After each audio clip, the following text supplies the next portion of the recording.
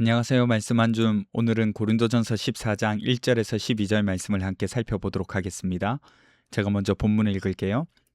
사랑을 추구하며 신령한 것들을 사모하되 특별히 예언을 하려고 하라. 방언을 말하는 자는 사람에게 하지 아니하고 하나님께 하나니 이는 알아듣는 자가 없고 영으로 비밀을 말함이라. 그러나 예언하는 자는 사람에게 말하여 덕을 세우며 권면하며 위로하는 것이요 방언을 말하는 자는 자기의 덕을 세우고 예언하는 자는 교회의 덕을 세우나니 나는 너희가 다 방언 말하기를 원하나 특별히 예언하기를 원하노라. 만일 방언을 말하는 자가 통역하여 교회의 덕을 세우지 아니하면 예언하는 자만 못하니라. 그런즉 형제들아 내가 너희에게 나아가서 방언으로 말하고 계시나 지식이나 예언이나 가르치는 것으로 말하지 아니하면 너희에게 무엇이 유익하리요. 혹 필이나 검은고와 같이 생명 없는 것이 소리를 낼 때에 그 음의 분별을 나타내지 아니하면 필이 부는 것인지 검은고 타는 것인지 어찌 알게 되리요. 만일 나팔이 분명하지 못한 소리를 내면 누가 전투를 준비하리요. 이와 같이 너희도 혀로서 알아듣기 쉬운 말을 하지 아니하면 그 말하는 것을 어찌 알리요. 이는 허공에다 말하는 것이라. 이같이 세상의 소리의 종류가 많으나 뜻없는 소리는 없나니 그러므로 내가 그 소리의 뜻을 알지 못하면 내가 말하는 자에게 외국인이 되고 말하는 자도 내게 외국인이 되리니 그러므로 너희도 영적인 것을 사모하는 자인즉 교회의 덕을 세우기 위하여 그것이 풍성하기를 구하라. 아멘. 여러분 보세요. 우리는 계속해서 은사는 교회를 세우기 위한 하나님의 선물이라는 주제를 살펴보고 있습니다. 오늘 본문에서도 바울이 그렇게 말하고 있어요. 가장 구체적으로 분명하게 보여주는 본문이 바로 오늘 본문입니다.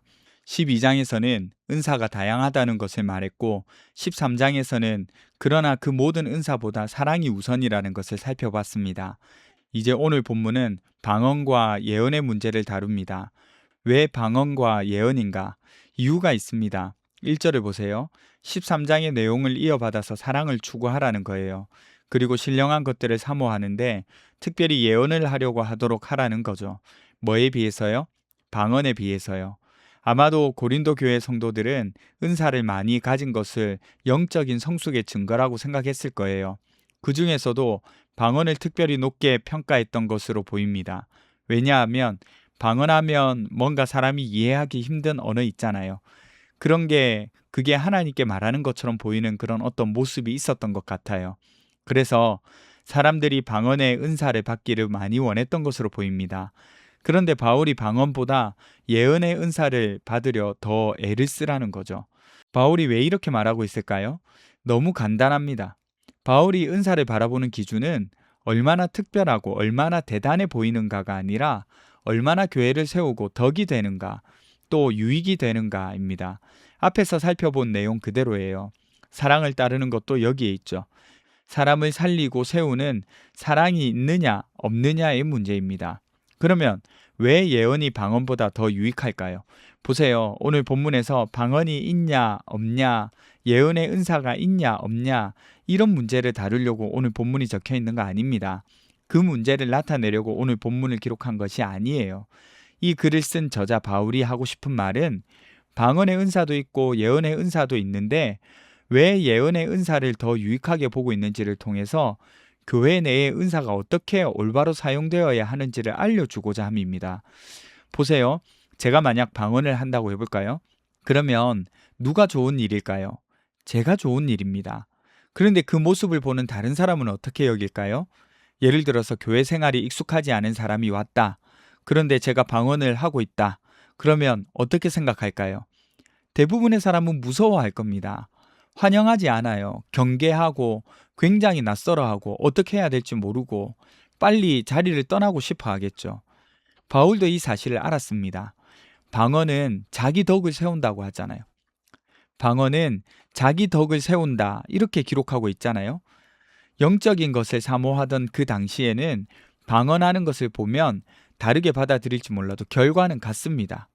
개인적인 영적 유익이 있을지는 모르지만 공동체 전체에 유익을 끼치는 성격은 아니라는 거예요.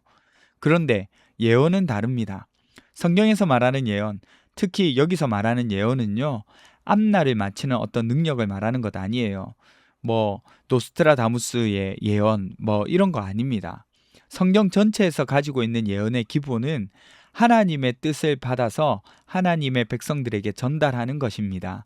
그러니까 예언의 은사는 기본적으로 공동체를 향한 유익을 위한 은사입니다. 방언은 하나님께 향하고 개인적인 유익을 누리지만 예언은 공동체를 향하고 교회의 유익을 누리도록 하는 거예요. 그래서 바울은 교회에서 예언을 더 중요하게 생각하는 겁니다. 방언이 개인적인 유익을 향하고 있는 다른 예들도 듭니다. 악기가 아름다운 소리를 내도 음이 맞지 않고 분명한 소리를 내지 못하면 의미가 없어요. 나팔 소리도 분명하게 나지 않으면 군인들이 공격을 해야 하는지 후퇴를 해야 하는지 알 수가 없습니다. 소리가 분명해야 일사불란하게 움직이는 거죠.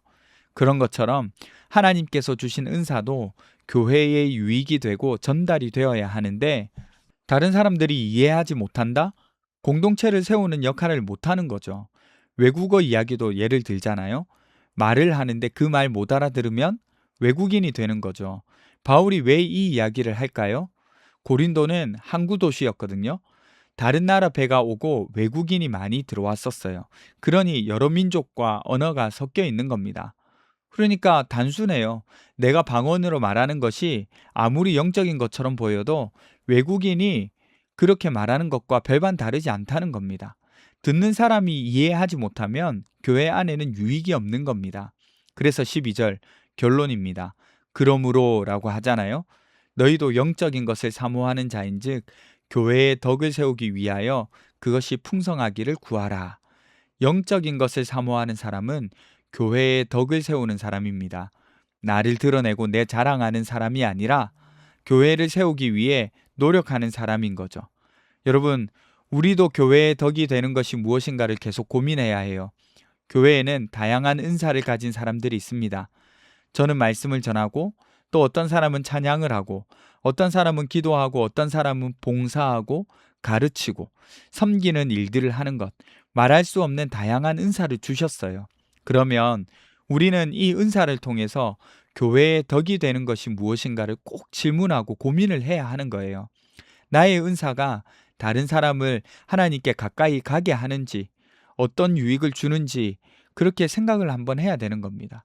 며칠 계속 반복되는 적용과 주제인데 사랑 없는 은사는 아무 소용이 없어요. 하나님이 주신 선물로 그리스도의 몸을 세우고 사람을 살려가는 일을 해야 하는 거예요. 주님이 그렇게 하신 것처럼 말이죠. 이 사실을 기억하셨으면 좋겠습니다. 기도합시다. 첫 번째는요, 교회의 유익이 되고 덕이 되는 은사를 발견하고 행하게 해주세요.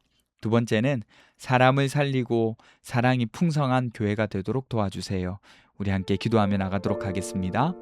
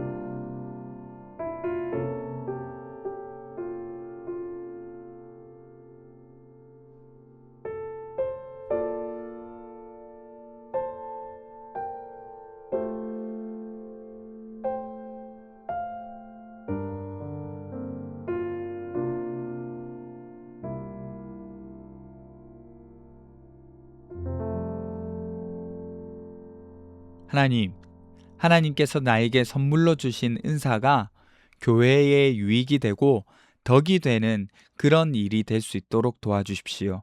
그리고 사람을 살리고 사랑이 풍성한 교회가 될 수 있도록 하나님 우리를 이끄시고 인도하여 주세요.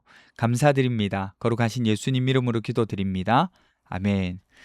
여러분 오늘 하루도 하나님의 사랑을 전하는 행복한 하루 되셨으면 좋겠습니다.